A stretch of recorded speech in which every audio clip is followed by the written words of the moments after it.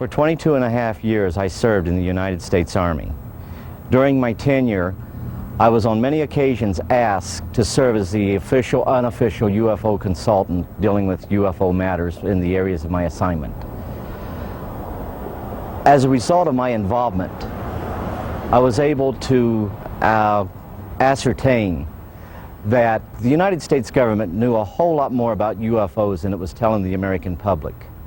That there was an intelligence involved, that there was a highly evolved technology. I learned that to a degree, we were carrying on a dialogue with this intelligence. We were making every effort we could to acquire this technology and make it part of our own existing technology. We did this, I was told, in the interest of national security. We also had an officially sanctioned deception program. This was in total disregard as to the impact this would have on the individual witnesses and also on their families. This ultimately led to my disillusionment with the program and my involvement in it. I sincerely feel that no government has the right to destroy the lives of the people which it is supposed to serve. While I was in the military and I got to the point where I was no longer interested in trying to be part of the program and actually was going against the program, and I started to be very open and talking about what was going on. This resulted in every effort being made to try to destroy my military career. I was threatened and they even tried to force my military retirement, or I could face possible court-martial. These actions failed, of course, as you know. At one point, I even had an individual come up to me, point a gun at my head, and inform me we could have a training accident, and this would end this foolishness once and for all.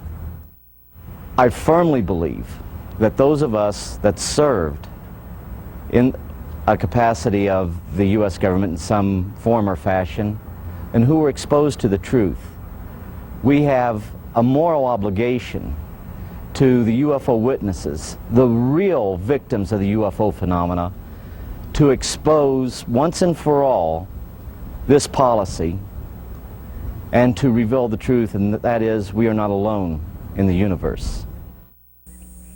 Robert Dean has a list of credentials a mile long.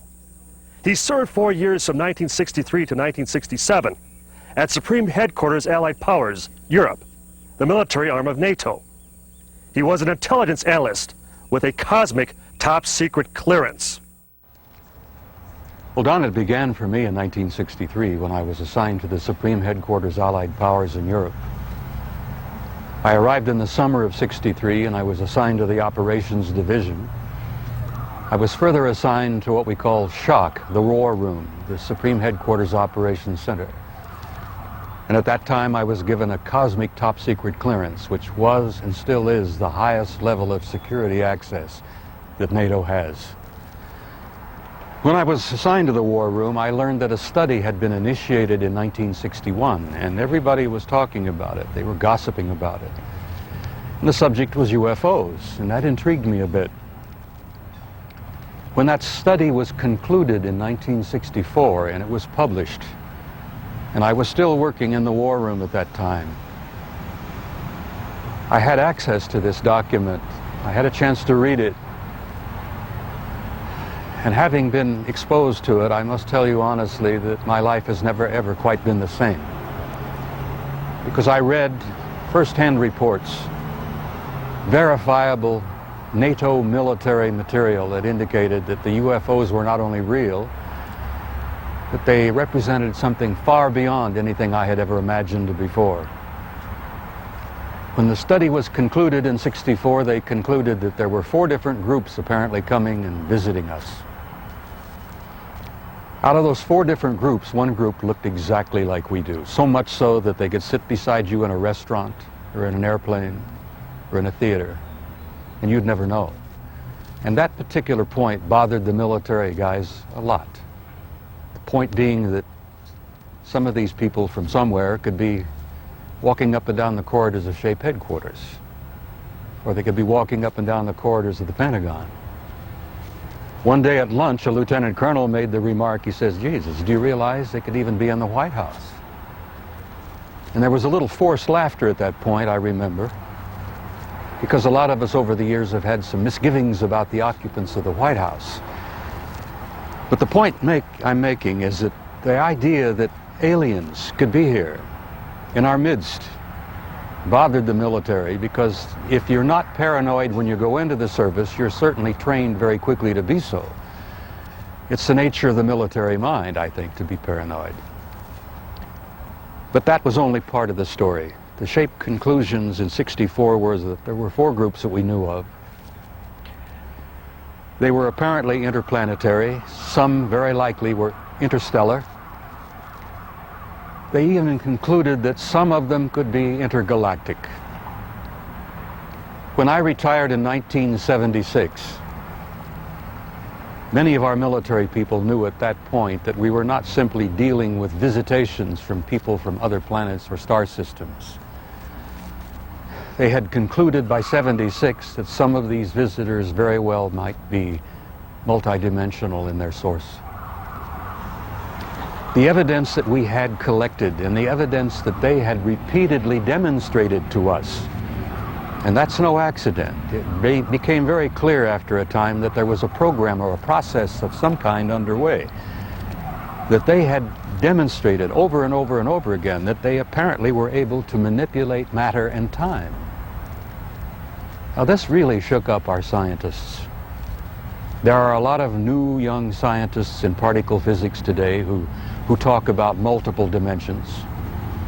There's a brilliant young professor in New York by the name of Michio Kaku, who has written a brilliant book called Hyperspace, where they talk about 10 separate dimensions. I'm not enough of a physicist to try to explain to you what a dimension is, but the idea that there could be intelligences from somewhere else, from other dimensions, coming and going into our reality. It's been quite a shakeup in traditional science. I guess I speak out openly and bluntly about this because I feel so strongly about it. I violate my security oath every time I speak about it. I do it intentionally, and I do it on purpose, because I feel so strongly that the American people not only have a right to know the truth, but they have a need to know the truth. The truth, Don, apparently is simply this, that we're not alone, we've never been alone. We are apparently part of an infinite universe filled with intelligent life. I find that exciting. It doesn't frighten me. The shape study concluded in '64 that if they, whoever they were malevolent or hostile, that they could have taken this planet and cleaned it up and eliminated us, turned us into dog food or whatever, a long, long time ago. That the historical evidence indicates that they've been with us a long time, and I've concluded that we had what I like to call an intimate interrelationship with at least one of those groups, the group that looks exactly like we do. And that point is, I don't like the word alien. I don't think the term alien is appropriate at all here. I like to refer to them as family. We're related to them. I think they had a hand in our being here. And I think the time has come where we're about to meet our extended family. It's going to be very soon, and the people are not ready. And one of the reasons I do speak out so bluntly and so openly is if in some small way I can help people get prepared for this. Because I believe that this reality, once we have accepted it and understood it and gone beyond the fear, will bring about an expansion of consciousness in the human race that will truly help us and prepare us to go out there and take our rightful place in that infinite community of life